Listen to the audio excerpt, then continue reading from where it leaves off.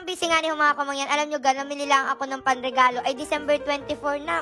Isang araw na lang ang Pasko na. Sobrang dali-dali na ho kami niyan dahil nga nag-intindi pa ng mga panghanda, ganyan. So talaga nakapagsiksikan kami sa maraming tao. Tapos habang namimili nga ni ako ng panregalo diyan mga kamangyan, ay may nagpa-picture ho sa akin. Tapos pinakarga pa yung anak. Hala, ganito pala yung feeling ng may anak ko, si Ui. At para ho medyo unique mga kamangyan, ang ginawa ko ho dito sa mga regalo na pinamili ko ay nilagyan ko din ng mga chocolate doon sa loob. Before kasi ang inabigay ko talaga sa mga inaanak ko ay pera. Pero ngayon, parang gusto ko ay mga laruan. Gawa ng syempre bata. So yung mga gusto kong matanggap nung bata pa ako, yan, regalo ko na lang sa kanila. Nung bata pa ako kasi ako mga kamangyan, ingit na ingit talaga ako doon sa mga bata na nakakatanggap ng mga Barbie doll, mga ganyan. Kapag may pera naman ho ako na hawak, ayoko naman bilhin ng laruan kasi nga syempre nakakapanghinayang. Kaya sabi ko sa sarili ko, ngayong Christmas, ang agawin ko talaga mga laruan ang abigay ko sa aking mga inaanak. Para rin makatipid-tipid. At dahil nga niyo, medyo marami-rami din ho kami din sa bahay mga kamangyan, kako ay magapalaro ako.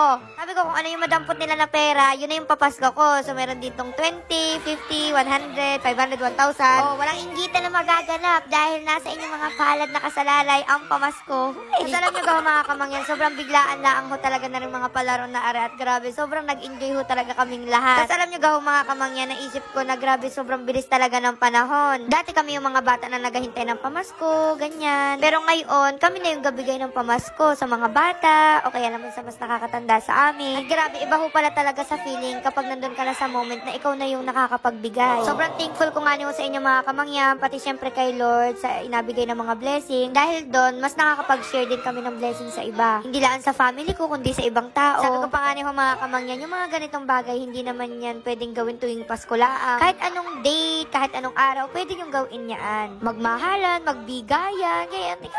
Kung ganyan lang ang mundo, talaga walang problema. Tapos alam niyo gawa mga kamangyan, nung bata pa kami, super happy nga kami dahil nga yung mga tito namin, mga tita kapag nauwi sila galing ibang lugar. Tapos may mga inabigay sila sa amin ng mga laruan. Grabe, tuwan-tuwan na kami noon. Kaya nga niyo, pag may nakikita ko, lalo na kapag mga bata, parang gustong-gusto kong bigyan ng regalo dahil nga alam ko, bilang bata, alam ko sa pakiramdam kung gaano kasaya makatanggap ng regalo. At hanggang pagtanda, dala-dala yun. Siyempre, ang sarap sa feeling na maging part ka ng childhood nila. Childhood! Ay, sa lahat ng mga nanonood ngayon, ako ay Merry Christmas sa inyong lahat at Happy New Year! Before and after ng Christmas, iparamdam ho natin sa sarili at sa family natin kung gaano natin sila kamahal. Life is short mga kamangyan, kaya itigil na natin ang hate, yung mga galit natin dyan, alisin na natin sa mga puso natin. Ay naku, kung alam nyo lang, ang sarap kaya matulog at gumising ng walang kaaway, nang wala kang galit sa puso mo. So, ayun na mga kamangyan, mamimili pa rin ako ng bibigyan ng Christmas gift. Basta i-follow nyo lang ang ating page at i-share ang video, no? Ay, hanggang dito na lang ang ating video at ako naman ang mamamas ko sa mga are. Huy, bye-bye, love you!